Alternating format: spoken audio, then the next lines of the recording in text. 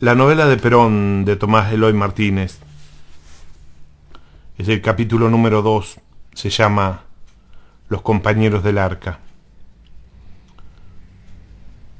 Solo un par de horas ha descansado Arcángelo Gobi en esta noche de espanto, aterido aún dentro de la bolsa de dormir.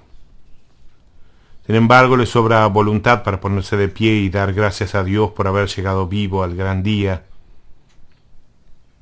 Con unción contempla la foto del general que los escenógrafos han colgado en el centro del altar donde está montando guardia, sobre el puente más próximo al aeropuerto de Ezeiza.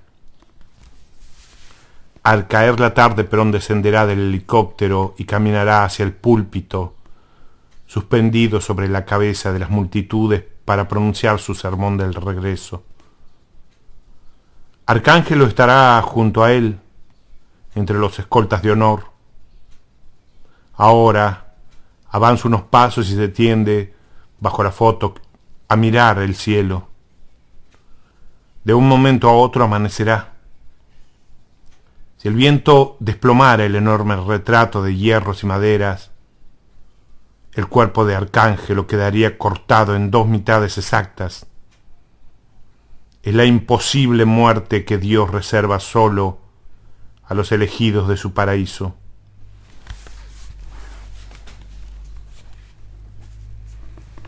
Le ha tocado vigilar entre las 2 y las 5 de la mañana los albergues improvisados en el autódromo municipal. Más de 30.000 personas estaban durmiendo allí. Las mujeres en los boxes, los hombres en las carpas que flaquean el circuito.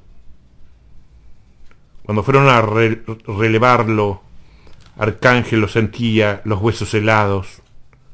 Hay mucho viento, previno a su compañero. Lo que te mata es el viento. La radiotransistores decidió en ese instante que la sensación térmica era de 2 grados. A las 5:15 había vuelto a su bolsa de dormir en el palco. Otra media docena de hombres estaba descansando. Suboficiales retirados que iban a custodiar, como él, la vida de Perón. Arriba y abajo del puente rodaban, lo sabían, los escuadrones de la juventud sindical con los revólveres desenfundados. La noche se movía con pereza. A ratos perdidos tronaba un bombo, que se levantaba una queja. Poco a poco Arcángelo se fue relajando en la bolsa. De pronto oyó que la Virgen lo llamaba y corrió dentro del sueño buscándola. Había sobrevivido porque Dios es grande. Su madre murió de fiebre puerperal poco después del parto, y el padre tuvo que dejarlo al cuidado de unas tías enclenques que se fueron también muriendo de pestes tropicales. De la infancia no conservaba otros recuerdos que el calor de un cuarto de zinc junto al mercado de Abasto en San Miguel de Tucumán, y la visión de unos gorriones que agonizaban en la vereda bajo el sol inclemente. Pasaba solo la mayor parte del día mientras el padre operaba, lejos de la casa, las linotipias de un periódico. Y no conocía otro paseo que los viacrucis de las iglesias. A los 9 años Arcángelo no sabía ni leer ni escribir. Desfilaban por él los sarampiones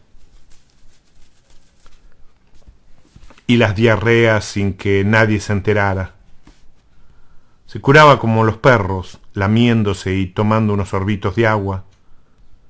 Solo cuando los vecinos llamaron la atención del padre porque estaba criándolo como a un salvaje, este comenzó a traer de la imprenta unas barras de plomo donde le iba enseñando las letras.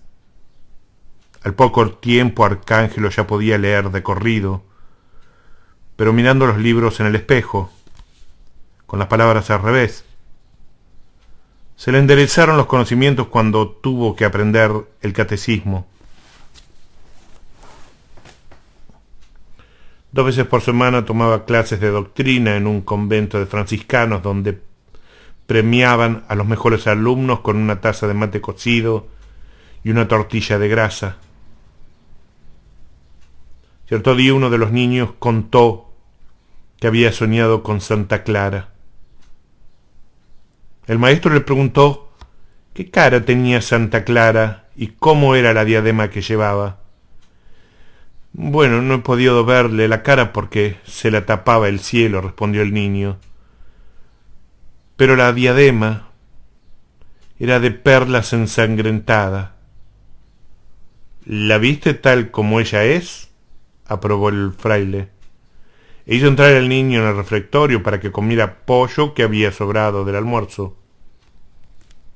Esa misma noche Arcángelo soñó con la Santísima Virgen. La vio caminar con una capa de terciopelo vestida, como en los altares. En algún momento del sueño acarició el pelo y le sonrió con tristeza. «Arcángelo, mi querido Arca», fueron las únicas palabras que le dijo. Cuando les contó el sueño a los frailes, tuvo una terrible decepción. En vez de premiarlo, le ordenaron escribir 100 veces en el cuaderno: «Jamás volveré a mentir». Pero Arcángelo no se amedrentó y volvió a soñar lo mismo, muchas veces. A finales de 1951, el padre se quedó sin trabajo y resolvió emigrar con el hijo a Buenos Aires. Viajaron 2 días en un tren que avanzaba a ciegas entre desiertos de polvo. Se cubrían la cara con papeles mojados y aún así tenían que cerrar los ojos para evitar que las espinas voladoras les desgarrasen las córneas. Cuando despertaron a la 3ª mañana, descubrieron que todos los horizontes se habían llenado de jardines y palacios. Era Buenos Aires. Un amigo del padre les dio albergue en una pequeña imprenta de Villa Soldati, cerca del Riachuelo, y les consiguió trabajo allí mismo. En las noches desenrollaban un colchón de estopa y se tendían junto a los hornillos de las linotipias. Sudaban a chorros. El aire estaba tan cargado de humedad que vivían con los bronquios apelmazados y un gusto a plomo en la lengua. Los domingos iban con el amigo a un templo de la Escuela Científica Basilio, en la calle Tinogasta, al otro extremo de la ciudad. Por fuera, el lugar no decía nada, era como una casa con el revoque cariado, verjas y un jardín sucio. Por dentro había señales de Dios por todas partes. Alrededor de la sala, un zócalo de velas alumbraba las fotos de los espíritus que hacían penitencia en la casa.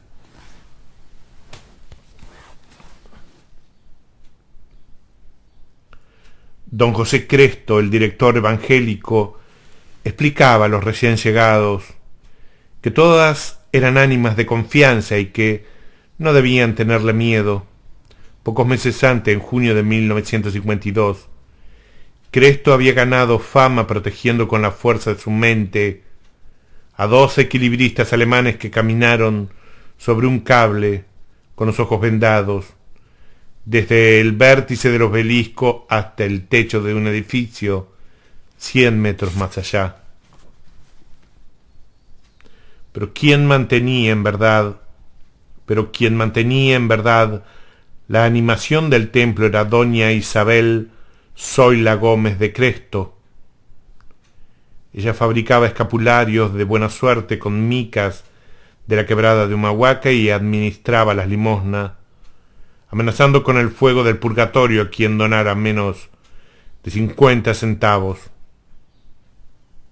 Era preciso mantenerse muy alerta durante los sermones, y entonces don José, porque su lenguaje Perdón. Era preciso mantenerse muy alerta durante los sermones y trances de don José, porque su lenguaje, que ya naturalmente le salía trastornado, se tornaba por entonces incomprensible. Así no decía capellán, sino pecayán, y no decía Padre nuestro que estás en los cielos, sino pan y hueso que estás por el suelo.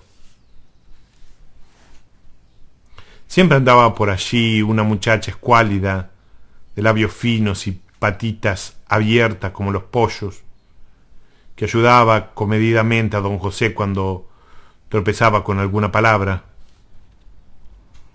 Todos los principios de mes doña Isabel de Cresto daba una fiesta en la que servía empanadas y refrescos de limón a precios módicos. A veces los devotos conseguían un tocadiscos y piezas de Antonio Tormo. Era más frecuente que se divirtieran compartiendo en concursos de canto, que se divirtieran compitiendo en concursos de canto y declamando versos de Belisario Roldán. Un día trajeron un piano, por insistencia de doña Isabel. La muchacha ejecutó Parelisa de Beethoven. Lo hizo con tanta voluntad que cuando se equivocaba de nota volvía a empezar la pieza completa, disculpándose con un meneo de cabeza. Otro domingo se disfrazó de paisana y bailó un chamamé con Cresto, sin completar la pieza porque el cuerpo del viejo se movía tan desacompasado que los espectadores no aguantaron la risa.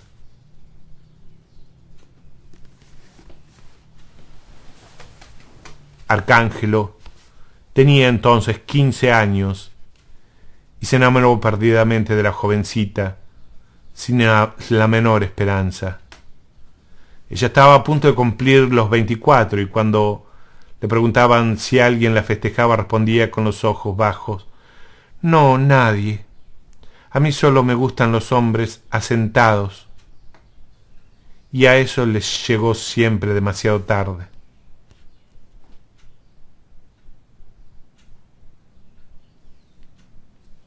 En otoño de 1954 la escuela decayó. Muchos devotos se pasaron a las huestes del pastor evangelista Theodore Hicks, a quien llamaban el mago de Atlanta. En vez de invocar a los muertos como Cresto, Hicks espantaba las enfermedades de los vivos en una cancha de fútbol ante los ojos de todos. Hasta Perón lo recibió en la casa de gobierno para ver cómo era eso. Un domingo a fines de julio, Arcángelo fue solo al templo de la calle Tinogasta. No bien entró en la sala, sintió el aroma picante de los espíritus que andaban sueltos. Había uno en particular que volaba más alto y a quien los otros saludaban con respeto. Arca preguntó quién era. El ánima de don Carmelo Martínez, respondió doña Isabel, mostrándole la fotografía. Martínez había sido un meritorio empleado de banco hipotecario, que llevaba ya 20 años de fallecido y a quien habían invocado para que se despidiera de la hija. Fue entonces cuando Arcángelo descubrió en la penumbra a la joven de labios finos que rezaba sobre un reclinatorio con los brazos en cruz. «¿Cuánto hace que no la veía?», exclamó Arcángelo sin querer. «¿Cuánto?», dijo don José. «Un tal Redondo, que es promosario, se la llovió a bailar flecos por las privanzas. Señor Redondo, un empresario muy virtuoso la contrató para bailar flamenco en las provincias», tradujo doña Isabel. «Un mes de gira. Ahora la han admitido como bailaora en la compañía de zarzuelas de Faustino García, y la semana que viene, después de los últimos espectáculos en el Teatro Avenida, se irán a Montevideo y a Bolivia. Yo se lo predije desde chiquita. El animal de Isabel está destinado a la fama.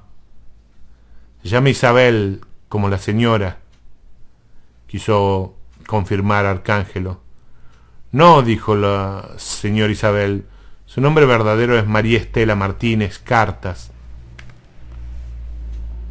Pero como a ella no le gustaba, me pidió prestado el mío, que es más artístico. Aquella noche el afán por ver a Isabel bailando en la zarzuela. Aquella noche el afán por ver a Isabel bailando en la zarzuela no dejó dormir al Arcángel. Se despertaba con las manos sudadas de tanto batir las palmas en el sueño. Esperó al jueves, cuando vi una función Bermud a mitad de precio, y compró una entrada de gallinero en el Teatro Avenida. El espectáculo resultó un fiasco. Isabelita se confundía entre las cantantes, y como era tan flaca, con frecuencia quedaba atrapada por los árboles de la escenografía y las panderetas de la protagonista. En el segundo cuadro Arcángelo la esperó en vano. Ya no volvió a verla más. Con todo, aquella fue la última tarde feliz en mucho tiempo. Al padre le avisaron que el gobierno habría expropiado los terrenos de la imprenta y que debían mudarse cuanto antes. Para colmo, la naturaleza empezó a desconcertarse tanto que los árboles olían a incienso y la yerba de los mates lanzaba humaredas de azufre al contacto con el agua. Cierta noche oyeron por la radio al general Perón declarándose en guerra contra la Iglesia Católica. El padre de Arcángelo hizo penitencia arrodillado sobre maíces para que nuestro Señor devolviese al general su cordura de antaño. Pero a las pocas semanas Perón habló enardecido contra la perversidad de los curas y dio permiso para que se disolvieran los matrimonios y ordenó que se abrieran los prostíbulos. Si bien de nada sirvieron las oraciones de los Gobi para reconciliar al general con la Iglesia, al menos produjeron el milagro de conseguirles trabajo. El carnicero del barrio les presentó a un impresor de la calle Salguero y les alquiló un cuarto de conventillo cerca de la cárcel nacional. Fue allí donde Arcángelo volvió a soñar todas las noches con la Virgen. Aunque no había terminado de desenrollarse, de vez en cuando se le anticipaba la voz, se le atiplanaba la voz. Su aspecto era el de un viejo. Caminaba agachado y tenía cara brotada de granos. Lo más extraño eran sus ojos, en los que no se veía edad alguna. Brillaban como grandes lagos vacíos, pero estaban tan pegados al arco de la nariz que cuanto miraba no parecían posarse sobre ninguna parte. Bastaba que les sonriera a las mujeres para que éstas se sintieran amenazadas y le volvieran la espalda. Arcángelo, que siempre había sido sensible a los rechazos, se desquitaba soñándolas. Las invocaban o bien ponía la cabeza en la almohada.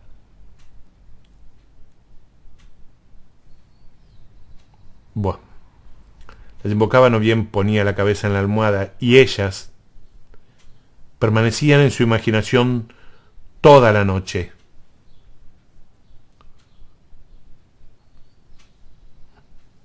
Inmovilizadas sobre los elásticos de hierro, suplicando que no le destrozara las vaginas con vidrios de botella y les arrancara los pezones con tijeras de jardinero, pero Arcángelo no se conmovía.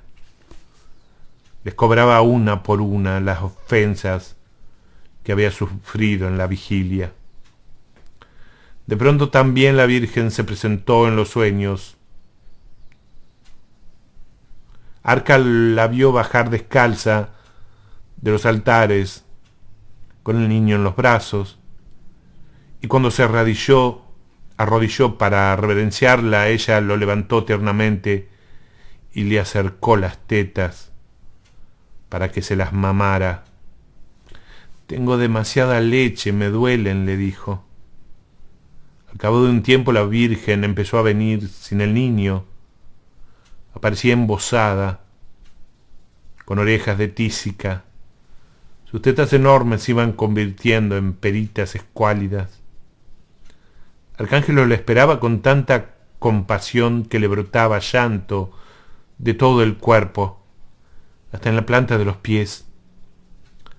Cierta vez, cuando la Virgen se acercó a consolarlo, él se atrevió a descorrerle el velo de la cara.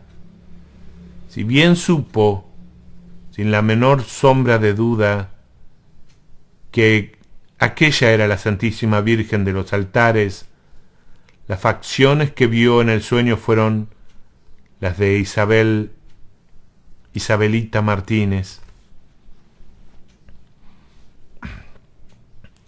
Sobrevinieron meses de perturbación. El general fue derrocado y huyó al Paraguay. Doña Isabel de Cresto fue consumiéndose de un mal que los médicos no sabían diagnosticar.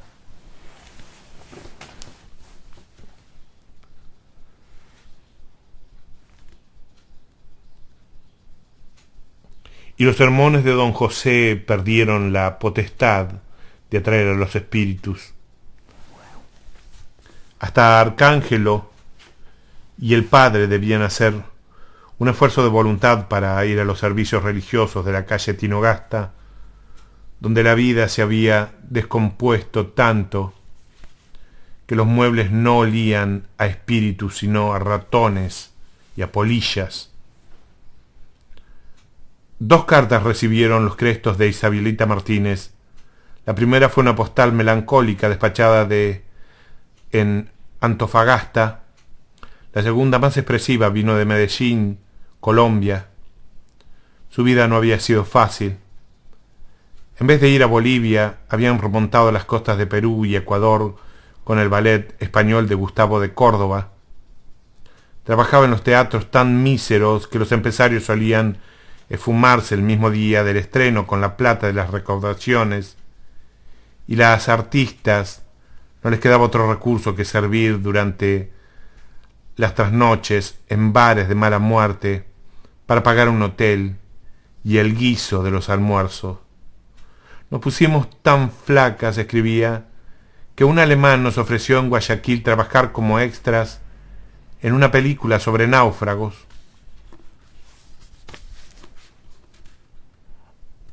Por fin las contrataron para bailar tangos en Medellín durante las fiestas aniversarias de Carlos Gardel.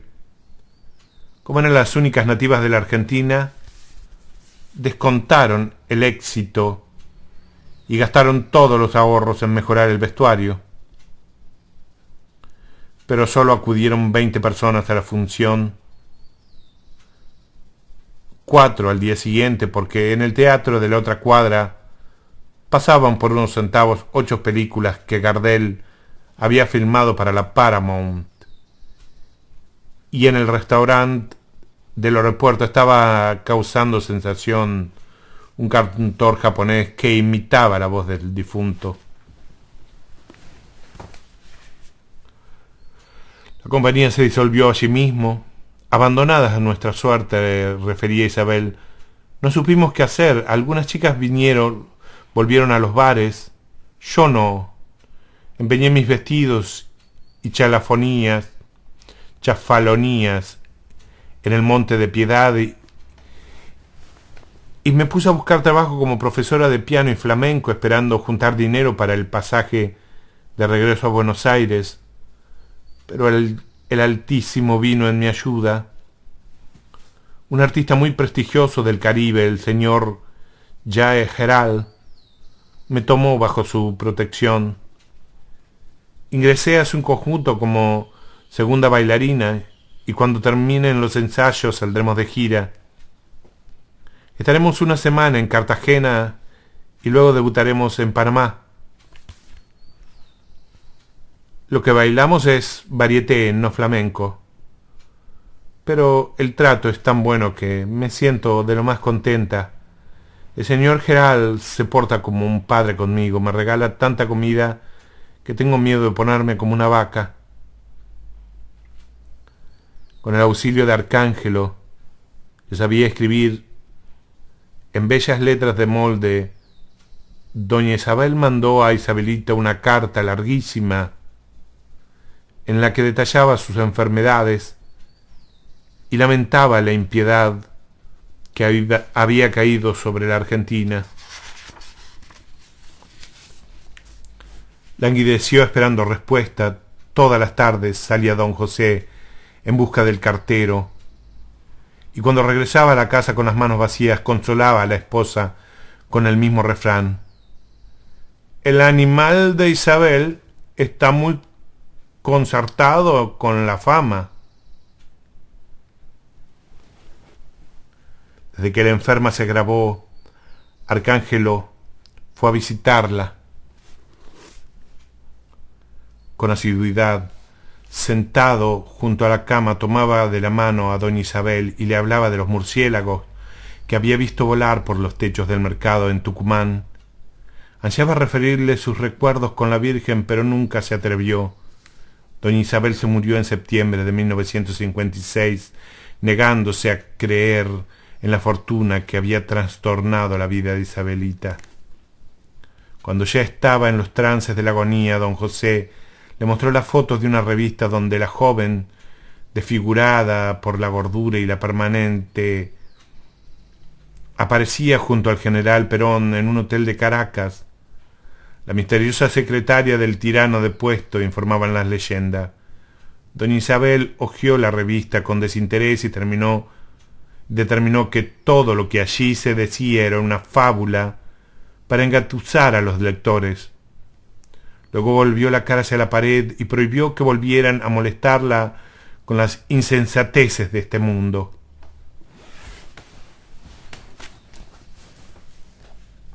Su tumba en el cementerio de la Chacarita, que al principio era un escaparate de promesas y de coronas con dedicatorias, cayó al poco tiempo en descuido. Solo Arcángelo y el padre iban de vez en cuando a lustrar el metal de los floreros, pero cuando el viudo cerró el templo de la calle Tinogasta y emprendió un viaje misterioso, también ellos perdieron interés en esos recuerdos. La imprenta se les convirtió en el único centro de atracción. La mayoría de los linotipistas seguía por correspondencia las enseñanzas de la logia Rosacruz, y Arcángelo convenció al padre de que compartieran los cursos. Y así fueron instruyéndose en el lenguaje de los sonidos y de los colores y en las mudanzas de la astronomía. Aún a fines de 1957, cuando el trabajo de imprenta se hizo abrumador, Arcángelo y el padre preferían estudiar la doctrina en vez de descansar. Antes de acostarse, solían inclinarse sobre los mapas del cielo y anotar los interminables descubrimientos que se hacían en el observatorio de la Universidad Roscross de California. Arcángelo terminó el servicio temió que el servicio militar interrumpiera su aprendizaje y se presentó a la revisación médica con un amuleto. Lo declararon inapto por la escoliosis en la columna vertebral. Uno de los enfermeros lo reprendió por haberse presentado al cuartel sin anteojos. ¿Qué anteojos?, se sorprendió Arcángelo. Entonces supo que era miope, del lado derecho y astigmático del izquierdo, y que siempre había mirado al mundo de manera incorrecta,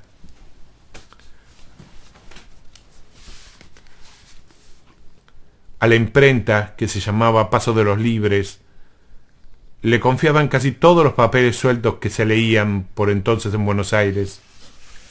Las propagandas electorales de Arturo Frondizi, Alejandro Gómez, los panfletos del padre Benítez defendiendo el voto en blanco, y hasta las órdenes clandestinas de los dirigentes metalúrgicos y textiles a sus gremios intervenidos. En marzo de 1958, otro linotipista, Rosa Cruz también, reforzó el personal de la imprenta. Aunque tenía la voz aflautada y era duro de oído, había cantado y decía en una radio de Nueva York antes de servir como cabo de la Policía Federal. Mantenía correspondencia frecuente con los herederos del teósofo Elifas Levi, que se preciaba de dominar la cábala y la alquimia. Se trataba de José López Rega. Sus modales eran discretos por aquel tiempo, pero ya estaba bien dotado para el resentimiento. Le gustaba pasar las noches jugando al truco en el Tábano, un club de Saavedra al que los socios iban de pijama y chancleta. Los domingos asumía con felicidad su papel de padre y esposo. Llegaba temprano al club con un cesto de achura y ocupaba el quincho más sombreado del traspatio. Mientras iba cuidando el fuego, jugaba picados de fútbol, siempre como zaguero derecho. Al caer la tarde, acompañado por algún guitarrista de morondanga, desgarraba su voz de barítono los boleros de María Greber y los valses de Agustín Lara. Y como despedida, como haciéndose rogar, se lanzaba en tobogán sobre los sostenidos de Granada, arriesgándose que en cualquier momento se le cortara la respiración. Su mayor orgullo era, como él decía, haber llegado a la mitad de la vida sin deberle nada a nadie. Y antes de que cumpliera 13 años lo habían puesto a trabajar como peón textil en la fábrica Sedalana. Para compensar esa rudeza del destino, por las tardes tomaba clase de vocalización y de recitado con una profesora del barrio. En el verano de 1938 logró conchavarse como ayudante de cocina en un buque mercante. Desapareció durante 6 meses. Al volver contó que había cantado en la UOM, una emisora hispana de Nueva York, con tal éxito que cierto empresario le ofreció un contrato en el cabaret Chico de la calle 42. Dio solo 2 funciones porque ya su barco emprendía regreso. Uno de los jugadores de El Tábano, que era estudiante de cultura inglesa, de la cultural inglesa, resolvió bajarle los humos tomándole un examen.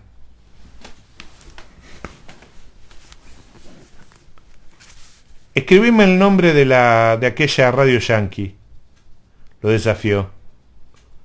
López Rega anotó correctamente WHOM, W-H-O-M. Of whom are you talking? Lo acorraló el profesor. ¿De qué WHOM estás hablando? Y para sorpresa de todos, el linotipista dio esta enigmática respuesta.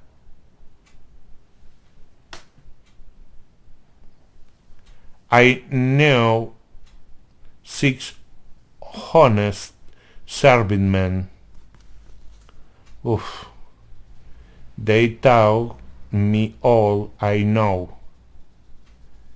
Their names are what and why and when and how and where and who.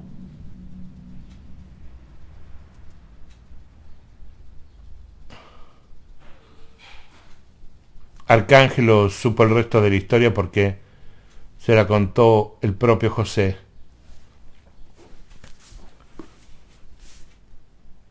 Una madrugada lo sorprendió en el galpón dibujando planetas en torno de la estrella Vega y tiñendo con acuarelas grises el púrpura profundo de la Betelgeuse. ¿Una estrella tan grande y está muriendo?, preguntó Arcángelo. Vos lo has dicho, pero no está muriendo sola. Yo la he comenzado a matar.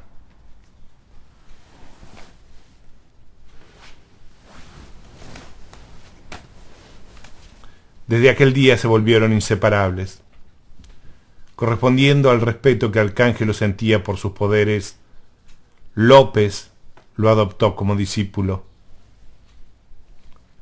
Al terminar la jornada encerrados en el depósito de papeles, aprendían la equivalencia de los perfumes con las tablas zodiacales y las notas que acompañaban cada letra del Padre Nuestro. A veces López lo llevaba a El Tábano y concedía al Arcángelo el privilegio de sentarse detrás de él mientras jugaba al truco. Durante el viaje en colectivo solía mostrarle las anotaciones para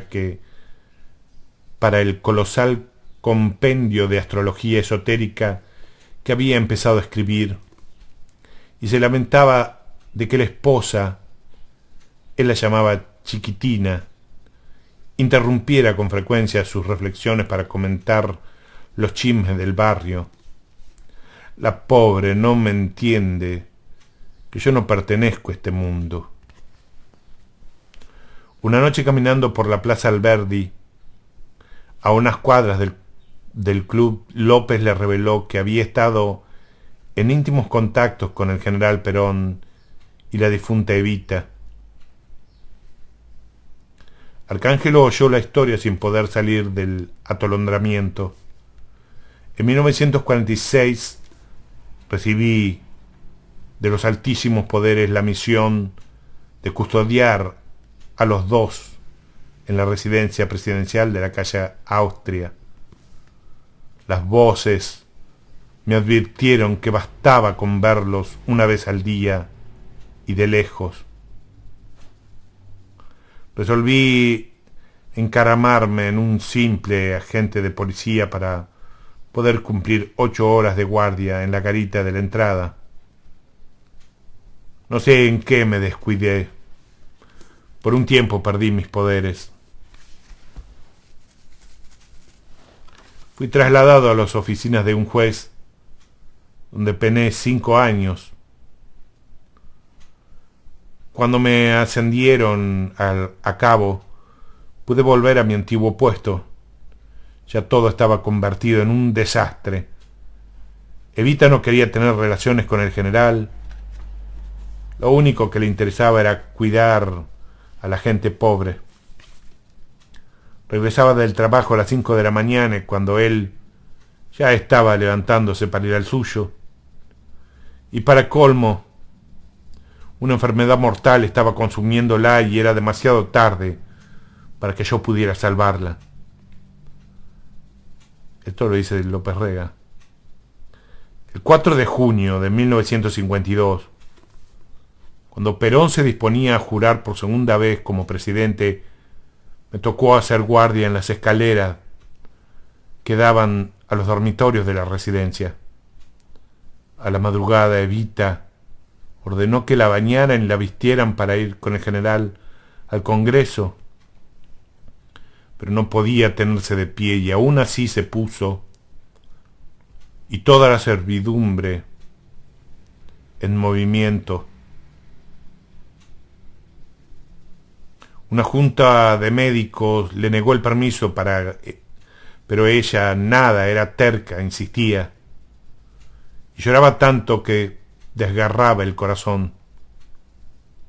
Al cabo de un rato entró a verla su madre, doña Juana Ibarguren. Evita se le tiró en los brazos. No la quería soltar. Mamá, convencé a Perón. Después de hoy ya no me importa nada. Quiero ver a mi pueblo por última vez y morir tranquila. Oí a doña Juana decir que no, que afuera estaba muy frío y que el viento cortaba los ojos. Cuando la madre salió y las enfermeras trancaron con llave la puerta del dormitorio, Evita tuvo un acceso de cólera, pero el propio cansancio la apaciguó. Se quejaba despacio, con mansedumbre. ¿Por qué no me dejan ver a mi gente? A mi pobrecita gente. Luego la casa se quedó en silencio. Sentado en un banco de Plaza Alberdi, López se posó en aquellos recuerdos como si en verdad estuviera creándolo, preparándolos para suceder. Hice un esfuerzo mental terrible tratando de mejorarla, pero fue inútil, me debilité. Por un momento tuve miedo de caer desmayado. Me sobrepuse y subí al dormitorio. Pasé frente a un gran espejo y observé mi cuerpo y vi que por fuera estaba vigoroso y saludable, pero que las vísceras de adentro eran puras telarañas y polvo. Atravesé la puerta. Evita descansaba en la penumbra, sintió mi presencia, pero no se asustó. Y él dice: vengo en representación de poderes muy altos, le dije. Quédese tranquila, porque usted hoy recibirá junto al general las bendiciones del pueblo. ¿Y cómo? Se intrigó ella.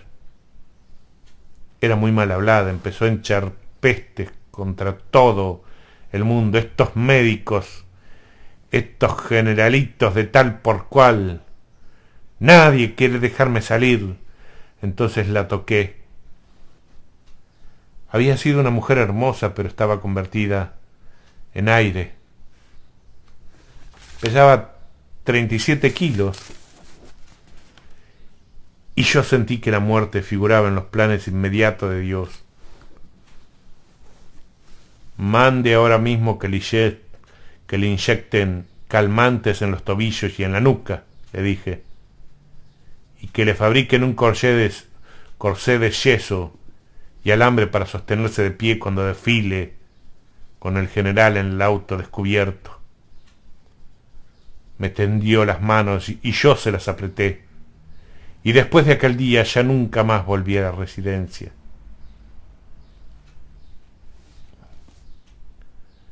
¿Y qué vieron en la policía? Imagínese con esa historia. Evita no la contó nunca, o el Altísimo se la borró de la mente. López chupó unas hojitas. Ya no se le veía ningún sentimiento. El sudor, las chancletas, el palillo en la boca volvían a ser los de siempre. De inmediato pedí el retiro. Traté de volver a la radio como barítono y hasta me publicaron una foto en Sintonía recomendándome como actor de cine. ¿Y qué querés que te diga, pibe? Tuve que abandonar esas ideas. Si no, ¿quién paraba la olla en casa? Con una mujer y una hija no te podés dar el lujo de ser artista. Me enganché con los Rosacruces. Puse una linotipia chiquitita. Y cuando la vendí mentí el capital en la imprenta de Salguero. Y ahora, ya ves, El Señor está con nosotros. Mientras caminaba hacia el tábano, Arcángelo sintió ganas de contar a López que él también, a su manera, había rozado la vida del general a través de Isabelita Martínez, la joven de finos labios. Prefirió callar aquella noche porque López Rega lo introdujo en un reino de símbolos astrales y al día siguiente le habló de los libros que le cambiaron la vida y la memoria. Solo muchos años después, cuando el secretario conquistó la plena confianza de la señora, Arcángelo se atrevió a referirle la historia en una carta. ¿Hace cuánto tiempo ya? Una vida completa. La noche se levanta a lo lejos tras el mangrullo de una torre de agua. Arcángelo, tendido sobre el palco, observa los desórdenes del cielo. Las imágenes de las dos esposas de Perón lo abrigan con todas las sábanas de las que fue desnudado por su madre. El viento sopla sobre la